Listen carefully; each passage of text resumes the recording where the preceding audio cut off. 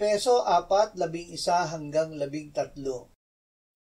Pinagkalooban niya ang iba na maging mga apostol, ang iba'y propeta, ang iba'y ebanghelista, at ang iba'y pastor at mga guro, upang ihanda ang mga banal sa gawain ng paglilingkod, sa ikatitibay ng katawan ni Kristo, hanggang makarating tayong lahat sa pagkakaisa ng pananampalataya at sa ganap na pagkakilala sa anak ng Diyos, hanggang maging taong may sapat na gulang, hanggang sa sukat ng ganap na kapuspusan ni Kristo, upang tayo ay pakainin ng salita.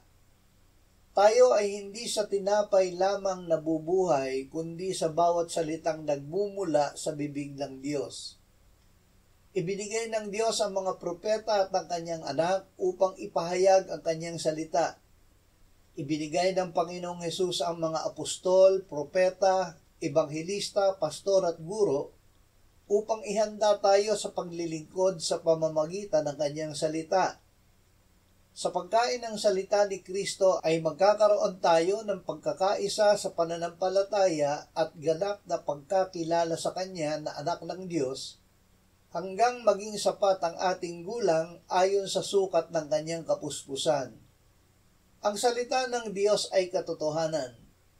Ibig ng Diyos na tayo ay humawak sa katotohanan upang tayo ay lumago kay Kristo.